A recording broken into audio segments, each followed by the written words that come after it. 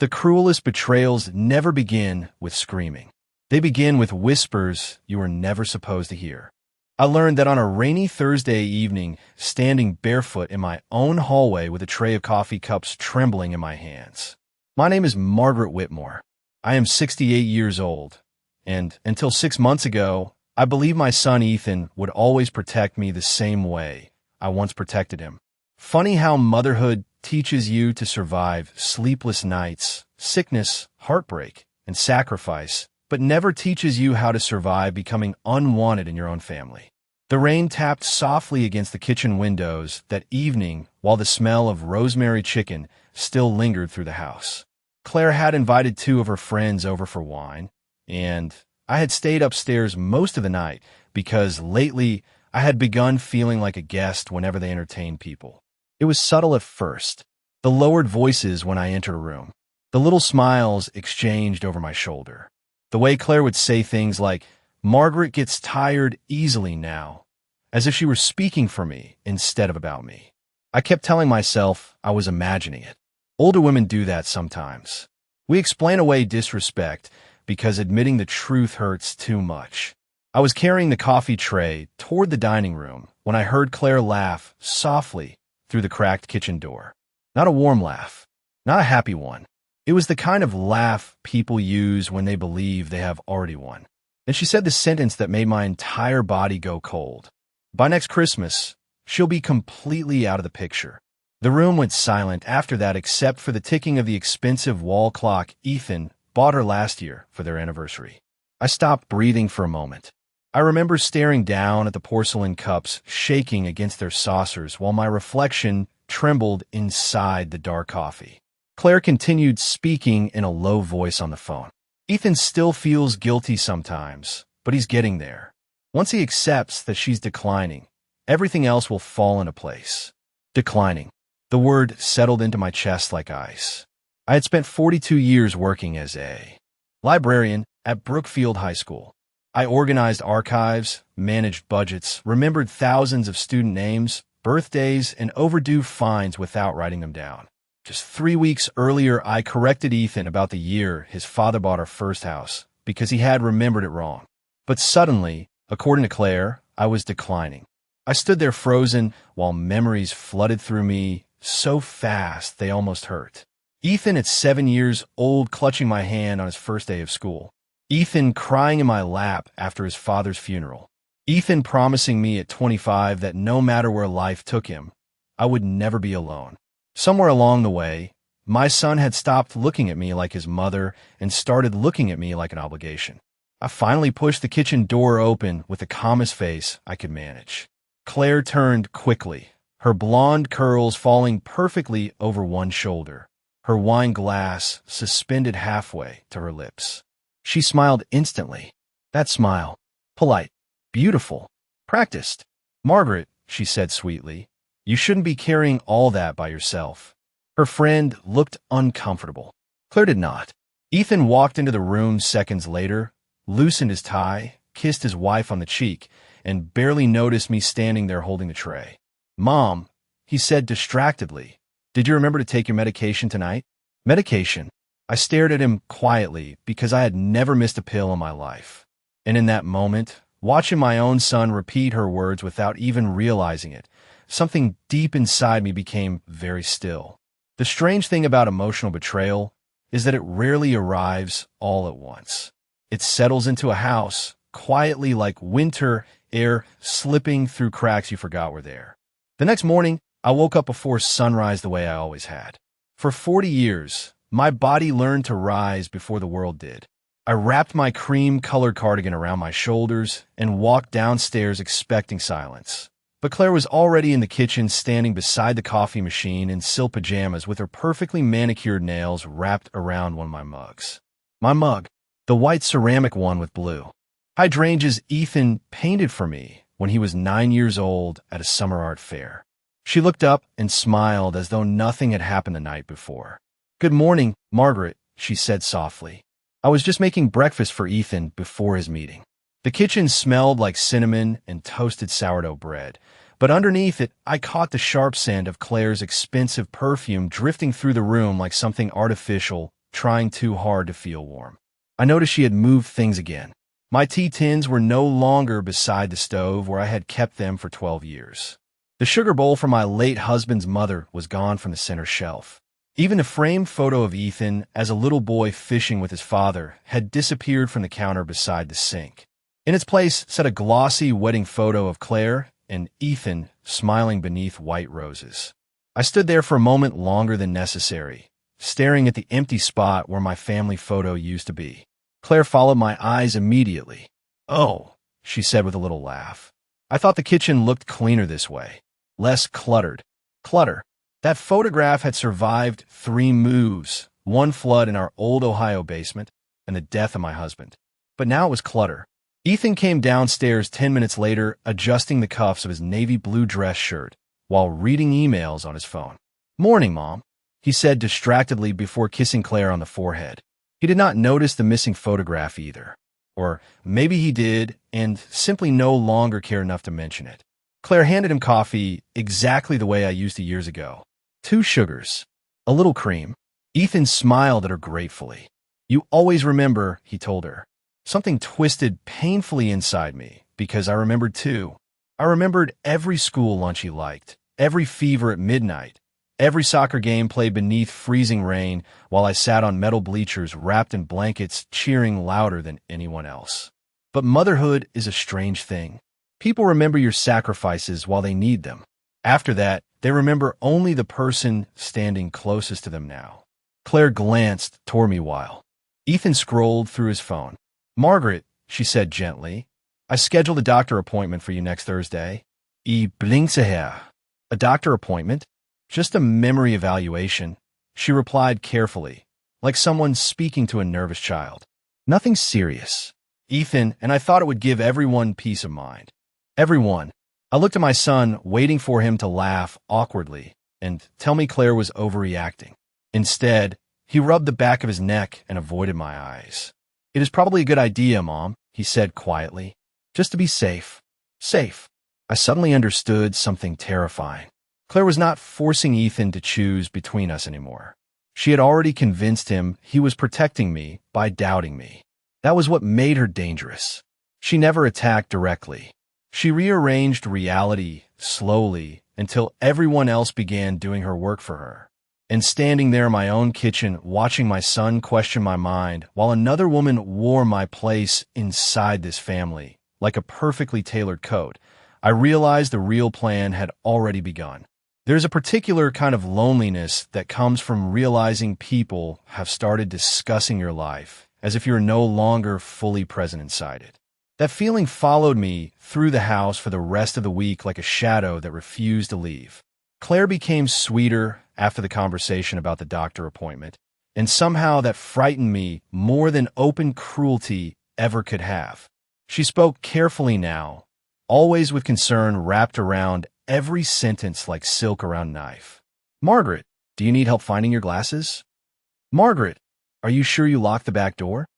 "Margaret, maybe you should write things down more often." Tiny comments, small enough to sound harmless, repeated often enough to slowly reshape how others saw me. Even Ethan started watching me differently. Not with anger. That would have hurt less. No, he watched me with cautious concern, the kind people use around someone they think may become fragile at any moment. 2 days later, I walked into the living room and stopped short when I saw Claire holding one of my old photo albums. The thick navy, blue one with silver corners that had sat untouched on the bookshelf since my husband Walter passed away 6 years ago. She looked up brightly when she noticed me. "I hope you do not mind," she said. "I was organizing some things." Organizing. Another word that suddenly seemed dangerous in her hands. I sat down slowly across from her while rain drifted softly against the windows. The album rested open on her lap to a photograph of Ethan at age 11 standing proudly beside the bicycle Walter and I saved for almost 8 months to buy him one Christmas. Claire smiled down at the picture. "Ethan was such a sensitive child," she said. "He still is sometimes." There was something strange in the way she said it. Not affectionate, measured, like someone studying a weakness instead of remembering a person. She turned another page carefully. "You know," she continued softly, He worries about you constantly. I folded my hands tightly in my lap. Does he? Of course. She looked up with sympathetic eyes that never quite reached warmth. He told me you called him 3 times last month asking the same question about your bank statement. I stared at her in confusion because it was not true. I had called once. Exactly once. And suddenly I understood what she was doing. Claire never told large lies. Large lies could be exposed too easily. She adjusted reality by inches, changing details so slightly that questioning her made you sound defensive instead of truthful. I only called him once, I said quietly. Claire tilted her head with gentle concern. If you say so, Margaret. If you say so. For words had never sounded so humiliating before. At that moment, Ethan walked into the room, carrying his laptop bag and loosening his tie after work. Claire immediately closed the album and smiled at him warmly. Your mother and I were just reminiscing. Ethan smiled tiredly before sitting beside her on the couch. Beside her, not beside me. Claire rested one hand lightly against his arm while looking toward me. I was telling Ethan maybe it is time we simplify some things around the house for you. Ethan nodded absent-mindedly while checking messages on his phone. That might help. Mom, help. Everything was suddenly about helping me, protecting me, managing me, as though I had quietly transformed from mother into responsibility without anyone announcing it aloud. My eyes drifted toward the fireplace where Walter's old clock ticked steadily against the silence.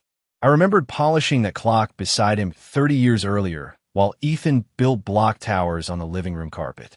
Back then this house felt solid, safe, ours.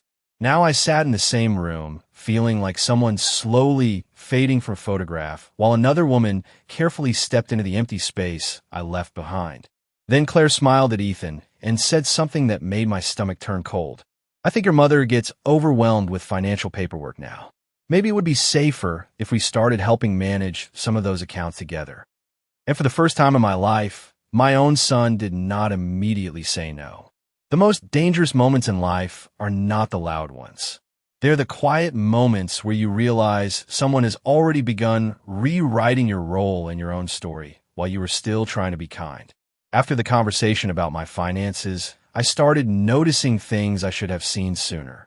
Claire had slowly become the center of every decision inside the house, without anyone formally giving her permission. It happened so gradually that resisting it now made me feel like an intruder instead of the woman who had owned this home for nearly 30 years. The following Sunday, Ethan announced during breakfast that they would be hosting Thanksgiving dinner at the house this year. Normally, that conversation would have involved me completely. I had hosted every Thanksgiving since Ethan was 5 years old.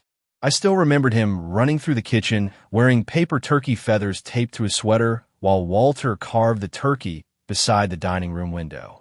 Those traditions had survived job losses, illnesses, snowstorms, and grief. But now Ethan spoke about Thanksgiving as if the plans had already been finalized elsewhere. Claire already ordered the decorations, he said while scrolling through his phone. And we're doing a more modern menu this year. Modern menu. Claire smiled brightly across the table. I thought we would skip some of the heavier dishes this time. Less casseroles. More elegant presentation. Elegant. The word drifted across the kitchen like perfume covering something rotten underneath. I stir my coffee slowly. Your father always loved the sweet potato casserole, I said quietly. Ethan barely looked up. People are eating lighter these days, Mom. People, not family, not us, just people. Claire placed one hand gently over Ethan's wrist and gave me a sympathetic smile. We just want things to feel refreshed, Margaret. Refreshed. As though decades of memories were old wallpaper waiting to be stripped away. Later that afternoon, I walked downstairs after folding laundry and stopped when I saw Claire directing movers through my living room. 2 men carried out Walter's old leather recliner toward the front door, while another rolled up the Persian rug my husband and I bought during our 10th anniversary trip to Vermont. What is happening? I asked before I could stop myself. Claire turned immediately with that same patient expression people use with anxious strangers. Oh good, you are awake. Awake. I had not been asleep. We are opening up the space a little, she explained. The room felt crowded. Crowded. My eyes followed Walter's chair as it disappeared through the doorway. That chair had held him through late-night baseball games, Sunday newspapers, and the final winter before cancer took him. I still remembered the dent his body left in the leather cushion. Ethan entered from the garage, carrying shopping bags. "Hey, Mom," he said casually. "Do not worry. Claire found a great storage company nearby." Storage company. Not one person had asked me whether I wanted my husband's belongings removed from the home we built together.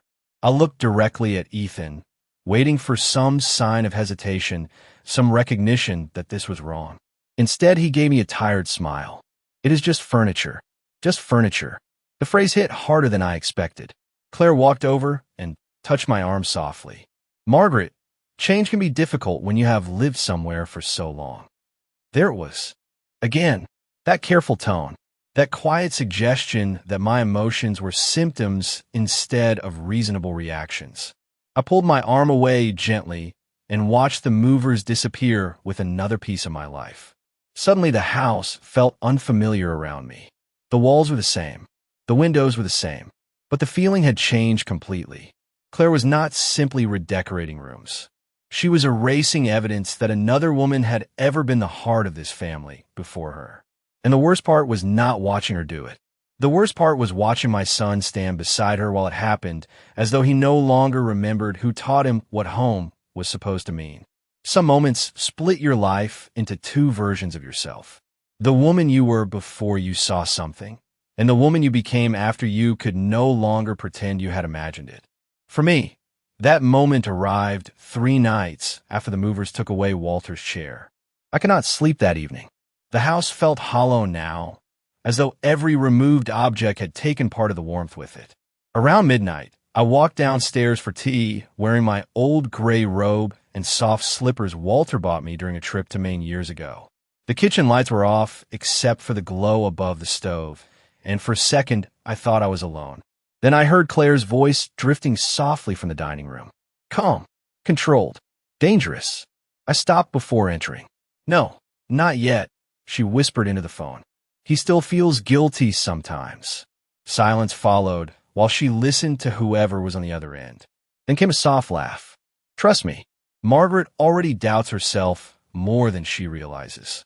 My fingers tightened around the edge of the doorway. Claire continued, speaking quietly. "The doctor appointment is important. Once Ethan hears concerns from a professional, everything else becomes easier." Easier. I stood perfectly still while the refrigerator hummed behind me.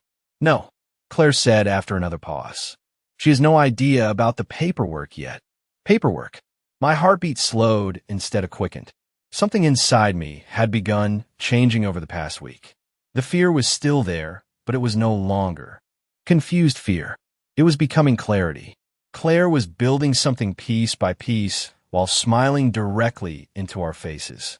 I leaned slightly closer and heard the soft clink of her wine glass against the dining table. "Honestly," she murmured, "the house should already belong to Ethan by now. Margaret has held on to control far too long." Control. That word nearly made me laugh. For years, I had given Ethan everything without condition.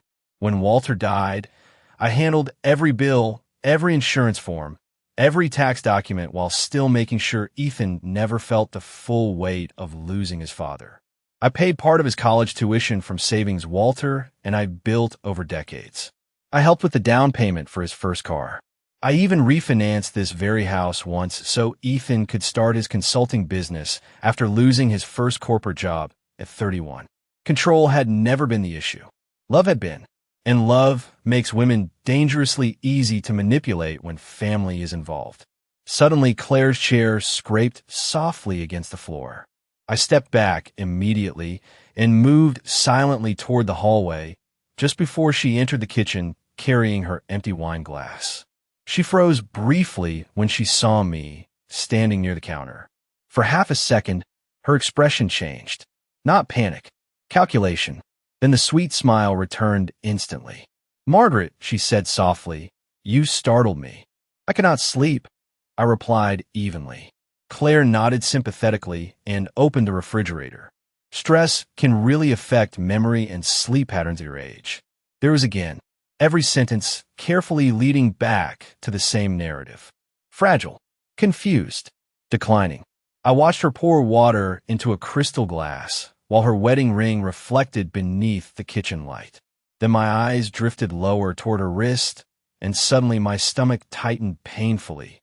Claire was wearing Walter's silver watch, the one I gave him for our 25th anniversary. The watch he wore every single day until the week before he died. My voice came out quieter than I expected. Where did you get that? Claire glanced down casually. Oh, this. She smiled.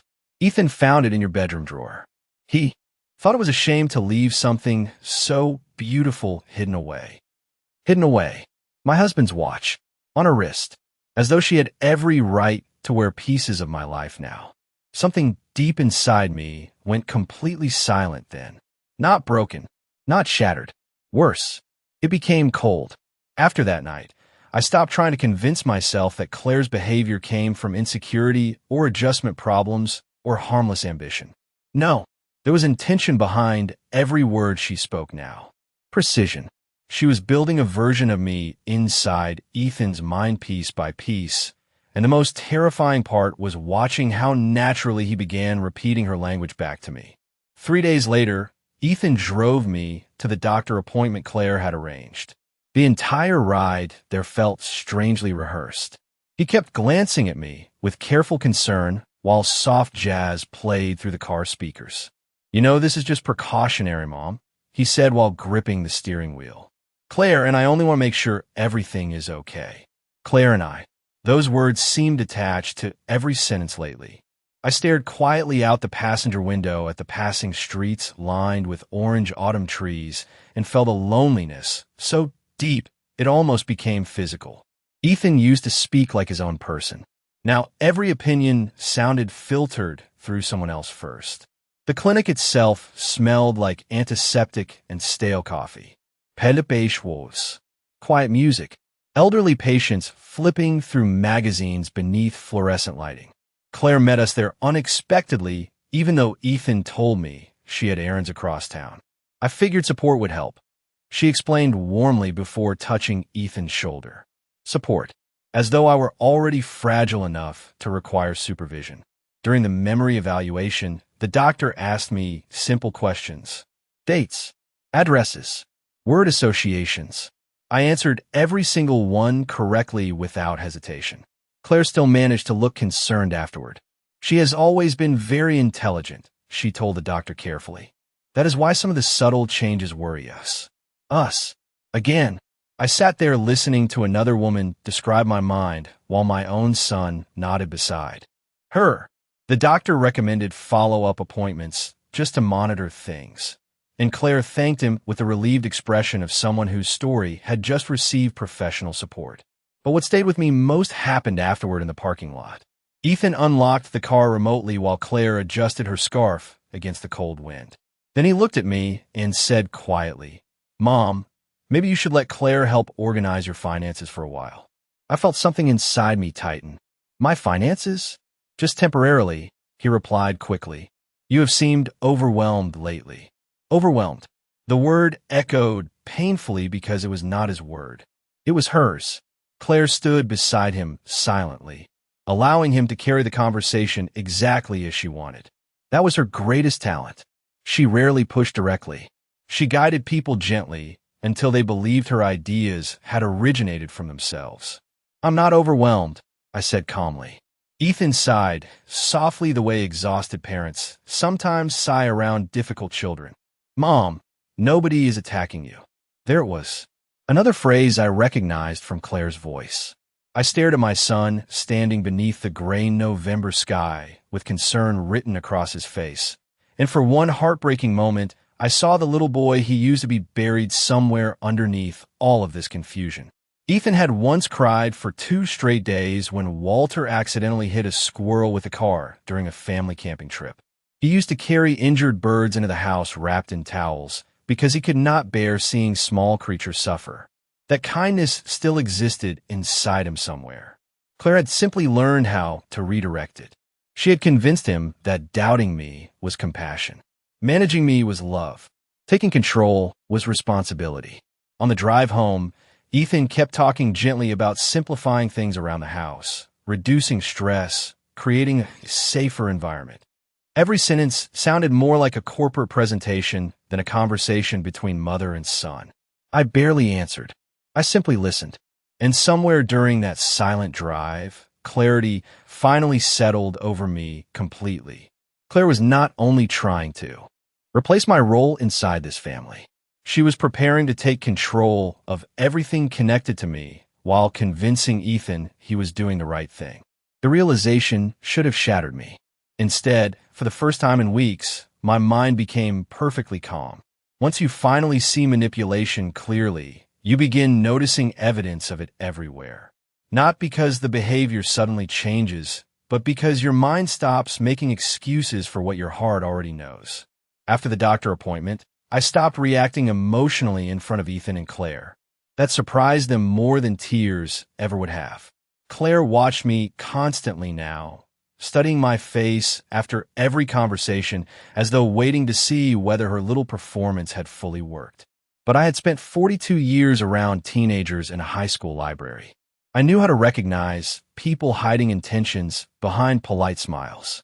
The difference was that children eventually revealed themselves through immaturity. Claire revealed herself through patience.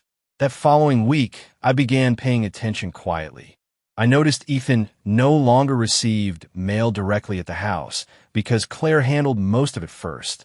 I noticed folders disappearing from my office cabinet and reappearing in different drawers downstairs. I noticed Claire suddenly taking interest in my insurance policies, my retirement paperwork, and even the deed to the house Walter and I purchased 27 years earlier. Every move looked innocent by itself. Together, they formed a pattern that chilled me. Then one afternoon, I found the first real crack in Claire's carefully polished mask. I had returned home early from lunch with an old colleague from Brookfield High and walked quietly through the side entrance near the laundry room. Voices drifted from Claire's office upstairs. Her tone was lower than usual, colder. "No," she said sharply into the phone. "He still hesitates whenever money comes up." Silence followed before she spoke again. "Because guilt is useful until it becomes inconvenient." I froze halfway up the stairs. Guilt. Useful. That was how she viewed my son. Not as a husband. Not as family. As leverage. Claire continued pacing slowly across the room above me. "Once the power of attorney process starts, things will move faster." My breath caught silently in my chest. Power of attorney. I gripped the wooden stair railing tightly while listening. "No, Margaret still thinks emotionally," Claire said. "That generation always does. She still believes love matters more than paperwork." The sentence hit harder than any insult she had spoken so far, because part of me knew she was right. Love was exactly why I ignored warning signs for months. Love was why mothers keep forgiving long after dignity should tell them stop. Then Claire laughed softly. "Honestly, Ethan barely questions anything anymore. He repeats exactly what I tell him." For a moment, I closed my eyes because hearing that truth spoken aloud hurt in ways I cannot fully explain. Ethan had once been fiercely independent, stubborn even. At 14, he refused to let classmates cheat during exams because he believed integrity mattered more than popularity. At 26, he defended a junior employee at work after senior management blamed her unfairly for a failed project. My son used to challenge people when something felt wrong. Now he echoed Claire's words like someone slowly surrendering pieces of himself without noticing. I stepped quietly away from the stairs before Claire could hear me and returned to the kitchen, forcing my breathing steady. A few minutes later, she came downstairs carrying her laptop and wearing that same graceful smile. "Oh, good," she said pleasantly. "You are home." I looked directly into her eyes for the first time in weeks without lowering mine. Earlier than expected, I replied calmly. Something flickered across her expression then. Just for a second. Uncertainty. She recovered instantly. "I was just catching up on emails upstairs." "Emails?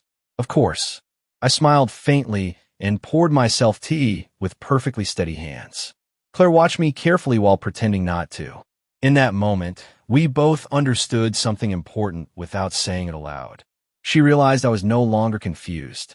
And I realized this was never simply about family tension or misunderstandings. Claire had a plan far larger than replacing me emotionally inside Ethan's life. She was positioning herself to control everything connected to mine.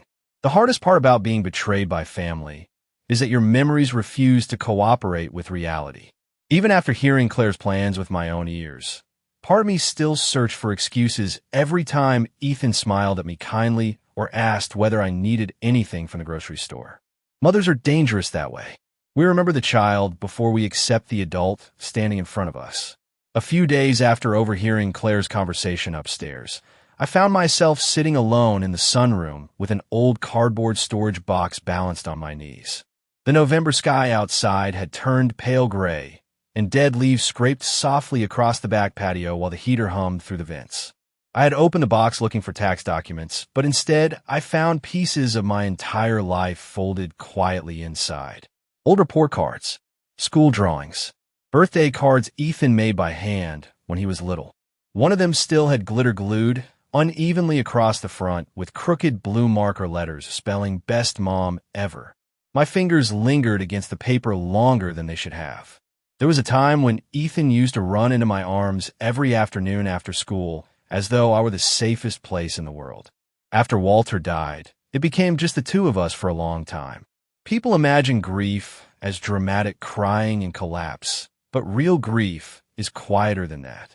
It is bills arriving while your husband's slippers still sit beside the bed. It is standing alone in grocery stores realizing nobody else remembers which cereal your family likes. I survived those years by becoming practical, organized, strong. I worked extra shifts at the library during summer programs. I sold Walter's fishing boat even though it nearly broke my heart because Ethan needed tuition money for college. When his first apartment lease fell through at 24, I refinanced part of the house to help him start over. I never told him how frightened I felt signing those papers alone. Mothers rarely explain the cost of sacrifice while they are making it. We simply do what needs to be done and hope love survives long enough to matter someday. A soft knock startled me from my thoughts. Ethan stepped into the sunroom, carrying 2 cups of coffee. "Thought you might want some," he said gently. For one painful second, he looked exactly like the boy I remembered. He sat beside me and noticed the storage box immediately. "Wow," he said softly while lifting one of his old science fair ribbons. "I forgot about this." I watched him smile faintly at the memory, and grief tightened quietly inside my chest because I realized something terrible. Claire had not stolen my son overnight. She had slowly positioned herself between us until our shared history no longer protected me the way it once would have. Ethan flipped through several photographs before pausing at one from his high school graduation. Walter stood beside him proudly with one arm around his shoulders while I smiled through exhausted eyes after working a 12-hour shift the night before. "Dad would have hated seeing us all tense lately," Ethan murmured quietly. I studied his face carefully. "Do you really think I am becoming confused?" The question hung between us heavier than I expected. Ethan looked down at his coffee cup for a long moment before answering. "I think," he hesitated, "I think stress affects people differently as they get older." Older. There was again. Not Mom. Not Margaret. Just older. Claire's language living inside his mouth now. I nodded slowly and stared back toward the window while leaves drifted across the yard Walter once spent every Saturday, maintaining by hand. Ethan touched my shoulder gently before standing to leave. "Claire and I are only trying to help," he said quietly. Claire and I. After he walked away, I sat alone in silence holding that old glitter-covered card in trembling hands. "Best mom ever." The words blurred slightly as tears finally gathered in my eyes. Because for the first time, I understood something heartbreaking. Claire was not trying to erase my future. She was trying to rewrite my past too. The strange thing about finally understanding the truth is that fear slowly disappears and observation takes its place. Once I accepted that Claire was manipulating both Ethan and the situation around my finances, I stopped reacting like a wounded mother and started paying attention like a librarian organizing evidence. Quietly, methodically, patiently, I began noticing details I would have ignored before. Claire spent hours inside her office with the door partially closed whenever Ethan was at work. She switched browser tabs quickly whenever someone walked past. She shredded papers far more often than necessary. And most importantly, she had become unusually interested in my schedule. What time is your lunch tomorrow? How long will you be at church? Are you planning to stay home this afternoon? The question sounded casual, but the timing never was. One Tuesday afternoon, Claire told me she and Ethan would be out shopping for new dining room chairs. I nodded politely and waited until I heard their SUV leave the driveway before walking upstairs toward her office. My heartbeat remained surprisingly calm. I think part of me had already crossed an emotional line by then. I was no longer searching for reassurance. I was searching for truth. Claire's office smelled faintly of vanilla candles and printer ink. The room itself looked immaculate, which somehow made it more unsettling. Everything perfectly arranged, every pen aligned, every folder labeled. Control lived in this room. I sat carefully at her desk and opened the top drawer first. Bills, receipts, shopping catalogs. Nothing unusual. The second drawer contained tax folders and mortgage paperwork for Ethan's consulting business. Still normal. But when I opened the bottom drawer, my breath caught quietly in my throat. Inside sat a thick blue folder labeled Estate Transition Planning. My fingers suddenly felt cold. I opened it slowly. The first page contained printed information about power of attorney laws in Ohio. The second listed cognitive decline, symptoms highlighted in yellow marker. Several phrases had stars beside them. Confusion with finances. Memory inconsistency. Emotional instability. My chest tightened as I continued reading. Then I found handwritten notes in Claire's sharp, elegant handwriting. Document forgetfulness. Encourage. Medical follow-up. Discuss future safety concerns with Ethan. Safety concerns. I turned another page and froze completely. There was a draft document prepared for partial financial oversight authorization with Ethan's name typed beneath mine. Not signed yet. Not official. But prepared. Waiting. My hands trembled slightly against the paper as years of conversations suddenly rearranged themselves in my memory. Every gentle correction. Every concerned glance. Every suggestion that I rest more, simplify things, avoid stress. Claire was creating a paper trail before I even understood there was a war happening around me. Then something else caught my eye near the back of the folder. A printed email chain. I scanned the first message quickly and felt the blood drain from my face. Once Ethan fully accepts the situation, the property transfer discussion should become easier. There was no signature beneath the message, only initials. But the reply underneath belonged to Claire. He is almost there. Margaret still trusts him emotionally, which helps. Emotionally, not lovingly, not as family, as leverage. I suddenly heard the faint sound of tires crunching against gravel outside the house. They were home early. My pulse jumped hard for the first time all afternoon.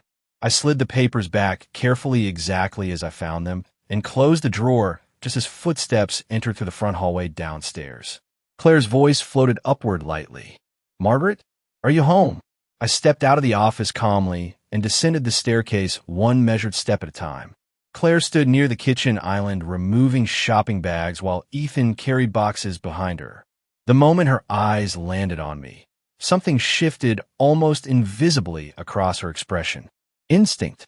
Predators always sense when prey stops behaving predictably. "There you are," she said sweetly. "I thought you went to church today." I met her gaze steadily. Plans changed. For one brief second, silence stretched tightly between us. Then Claire smiled again, softer this time, more cautious than before. And in that moment, I realized something terrifying. She was no longer simply manipulating my son. She had already started preparing legal ways to remove me from control of my own life. The frightening thing about manipulation is that once someone builds enough momentum, even obvious warning signs begin sounding reasonable to the people trapped inside the story. After discovering the folder in Claire's office, I stopped questioning whether she intended to take control of my finances. The evidence was already there in black ink and highlighted notes. What haunted me now was how completely Ethan had accepted her version of reality without ever realizing what it was costing him. 3 nights later, Ethan asked if we could talk after dinner. The words alone tightened something in my chest, because serious conversations in families rarely begin that formally unless someone has already rehearsed them beforehand. Claire cleared the dishes while Ethan sat across from me at the dining room table Walter built with his own hands 22 years ago. I noticed Claire remained within earshot near the kitchen doorway the entire time, pretending to wipe counters while listening carefully. Ethan folded his hands together slowly. "Mom," he began carefully, "Claire and I have been discussing ways to make things easier for everyone moving forward." Easier. That word again. Always easier. Simpler. Safer. Softer language wrapped around harder intentions. I kept my expression calm. What exactly does that mean? Ethan hesitated briefly before sliding several papers across the table toward me. "Nothing major," he said quickly. "Just temporary authorization forms in case we ever need to help with bills or appointments." Temporary. I looked down at the documents and immediately recognized the wording from the papers inside Claire's office drawer. Financial access permissions, medical communication authorization, emergency oversight provisions. My fingertips rested lightly against the pages while silence filled the dining room. Ethan kept talking gently, almost nervously. "This is normal, Mom. A lot of families do this before problems happen." Before problems happen. Not after. Before. Claire stepped closer then, her voice soft with manufactured concern. "We just want to protect you." "Margaret, protect me." I lifted my eyes toward her slowly. Claire wore cream-colored cashmere and pearl earrings tonight, the picture of patience and devotion. Anyone watching from outside would have thought she was a loving daughter-in-law, helping an aging widow prepare responsibly for the future. That was what made her so dangerous. She understood appearances better than emotions. "I'm perfectly capable of managing my own affairs," I said evenly. Ethan exhaled quietly and rubbed his forehead. "Mom, nobody is saying you are incapable." But his tone carried the same careful restraint people use when speaking to someone they already believe may become irrational. "Then why these forms?" I asked softly. Ethan looked toward Claire for less than a second before answering. That tiny glance hurt more than the paperwork itself. "Because lately you have seemed stressed. Forgetful sometimes." Forgetful. The word landed heavily between us. I stared directly at my son. "Can you name one important thing I have actually forgotten?" Silence. Ethan opened his mouth slightly, then closed it again. Claire answered for him smoothly. "Margaret, it is not about blaming you. Cognitive changes can begin subtly." Cognitive changes. There it was. Clinical language replacing family trust completely now. I realized then that Claire had done something terrifyingly effective. She had convinced Ethan that disagreement itself was evidence of decline. Any resistance from me simply strengthened her narrative. Ethan pushed the papers slightly closer. "Nobody is forcing you to sign tonight," he said quietly. "But I really think you should consider what is best long-term." Long-term. I almost laughed at the irony of hearing my own son speak about my future as though I were no longer fully included in it. My eyes drifted toward Walter's old clock ticking steadily above the fireplace. I remembered sitting at this same table years earlier, helping Ethan fill out college applications while he worried he was not smart enough to succeed. Back then, he trusted me completely. Now, another woman had taught him to question my mind instead. I folded the papers neatly and slid them back across the table. "Untouched. I will think about it," I said calmly. Relief flickered across Ethan's face because he believed compliance had begun. But Claire's eyes narrowed almost invisibly. She understood something Ethan did not. I was no longer reacting emotionally. I was observing. And predators become nervous the moment their target stops behaving exactly as expected.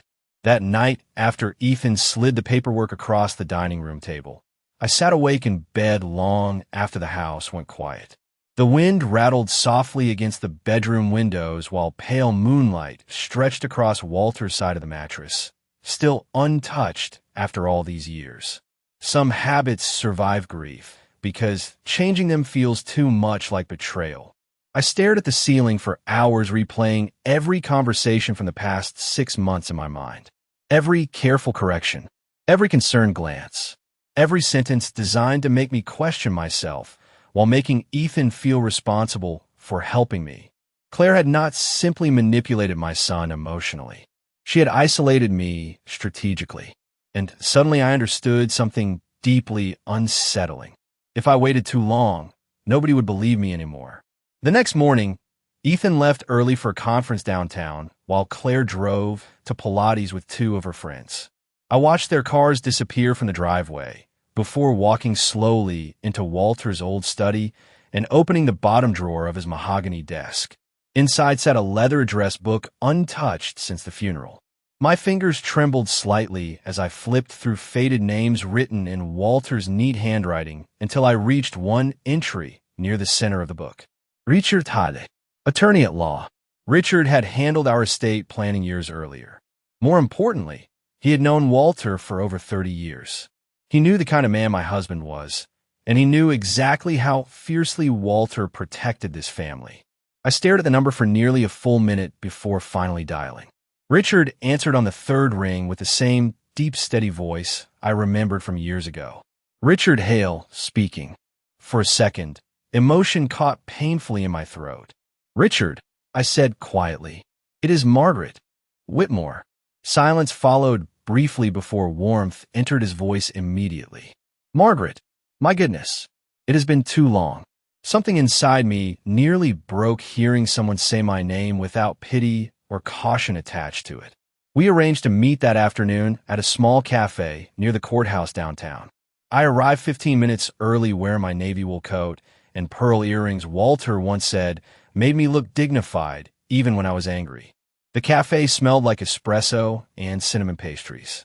Outside, November rain streaked softly across the windows while lawyers hurried through the streets carrying leather briefcases beneath dark umbrellas. Richard stood the moment he saw me enter. Older now, more gray hair, same sharp eyes. He hugged me gently before sitting across from me, near the window. You sounded serious on the phone, he said carefully. For several seconds, I could not speak. Not because I doubted myself anymore, but because saying everything aloud made it real in a way silence never had. Then slowly, calmly, I told him everything. Claire's conversations, the doctor appointment, the paperwork, the financial authorization forms, the folder labeled estate transition planning hidden inside her office drawer. Richard listened without interrupting once. No douce relief, no patronizing concern, just attention. When I finally finished, he leaned back slowly in his chair and removed his glasses with an expression I could not immediately read. Margaret, he said quietly, have you signed anything at all? No. Relief flickered briefly across his face. Then his expression hardened. Good. Something in his tone made my stomach tighten. Richard folded his hands together carefully before speaking again. I need you to understand something very clearly. What you're describing is not normal family concern. This sounds calculated. Calculated. Hearing another person say it aloud made the room suddenly feel colder. Richard looked directly into my eyes. And there is something else. He hesitated briefly. Claire's name sounded familiar the moment you mentioned it. My pulse slowed instantly. Familiar how? Richard stared out the rain-covered window for a moment, before answering quietly. A few years ago, another attorney in Columbus mentioned a woman involved in a very ugly estate dispute involving an elderly widower and disputed competency paperwork. The air left my lungs slowly. Richard's eyes returned to mine with growing concern. I cannot be certain yet, he said carefully, but Margaret, I think your daughter-in-law may have done something like this before. After meeting Richard, I drove home through cold November rain with both hands gripping the steering wheel tighter than necessary. The windshield wipers moved steadily back and forth while his final words echoed through my mind over and over again. I think your daughter-in-law may have done something like this before.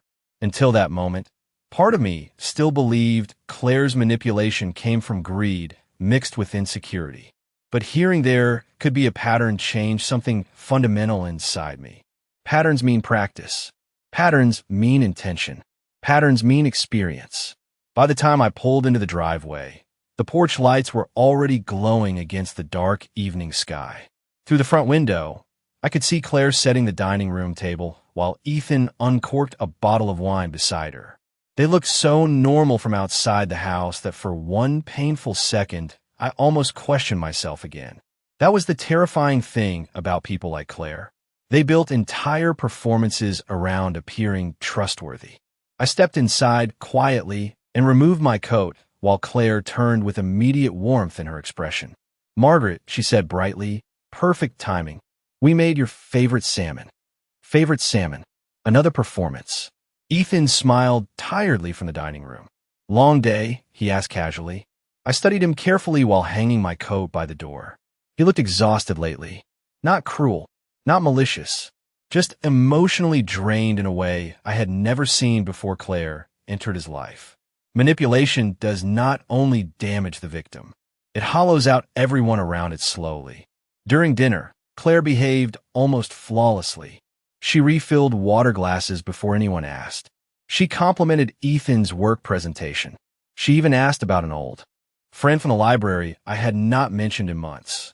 But now that I understood what I was truly looking at, every gesture felt rehearsed instead of kind. Every smile looked measured. Every moment calculated toward maintaining control of the atmosphere around her.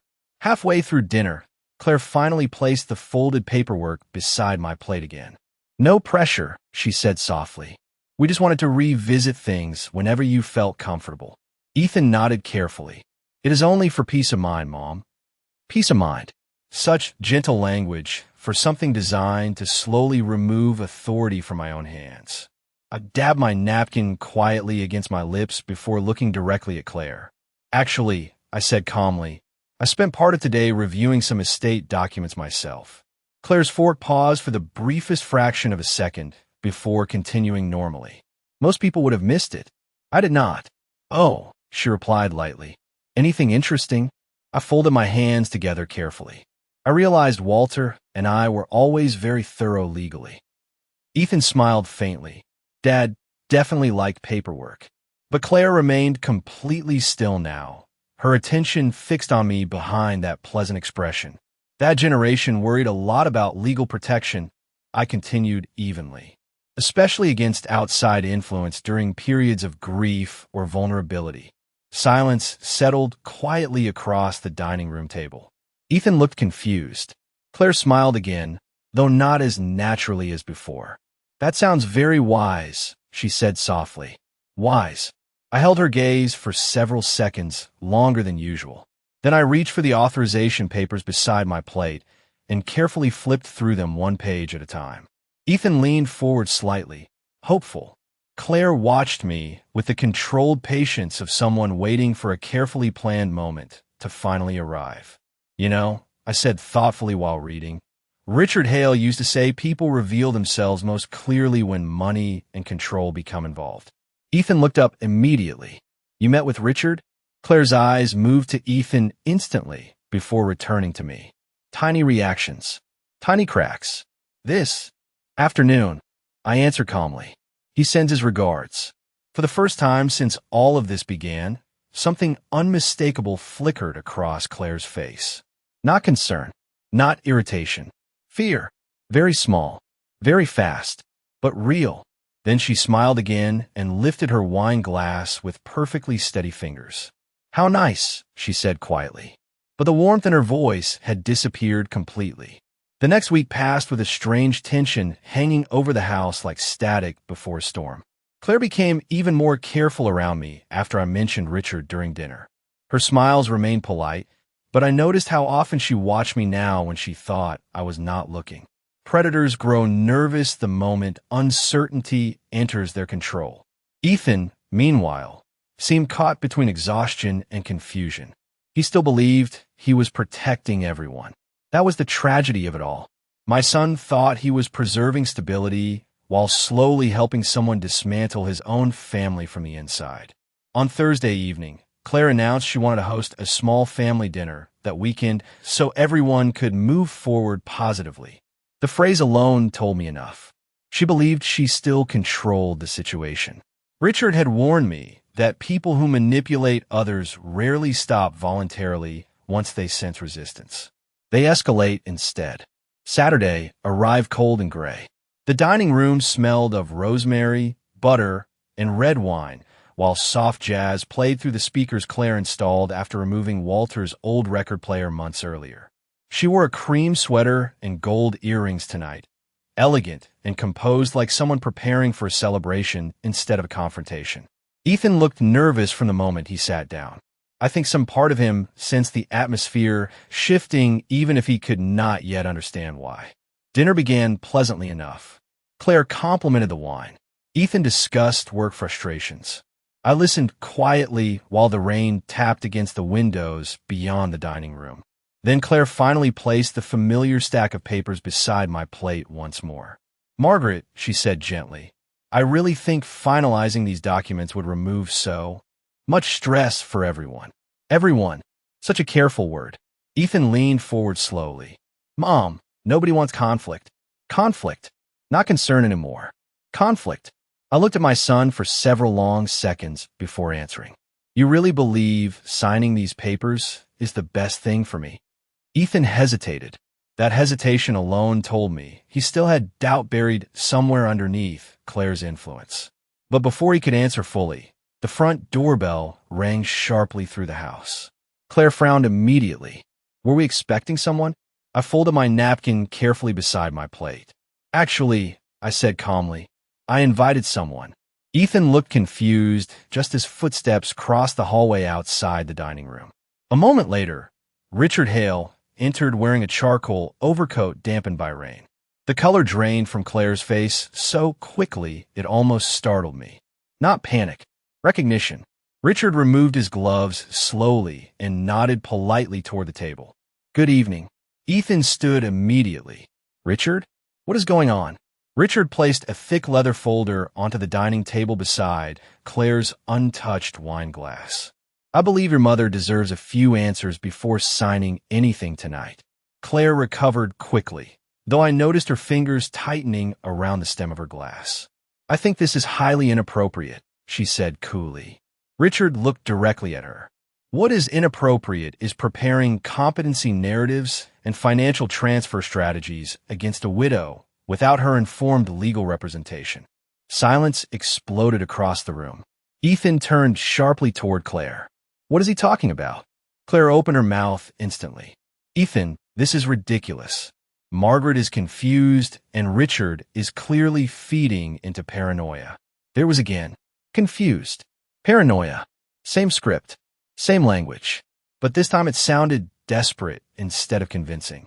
Richard calmly opened the leather folder and slid several printed documents across the table.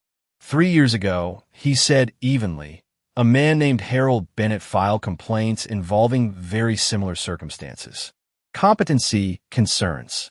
Power of attorney pressure. Estate transition. Attempts. Claire went completely still. Ethan stared between them in stunned silence. "And according to these records," Richard continued quietly, "you were engaged to Harold Bennett's nephew at the time." The room felt suddenly airless. Claire's perfect composure cracked for the first time since I had known her. Just slightly. "What enough?" Ethan looked at his wife as though seeing her clearly for the first time in years. And as I sat there watching fear finally replace confidence inside Claire's eyes, I realized something important. The woman who spent months trying to make me feel powerless had never expected me to stop acting afraid.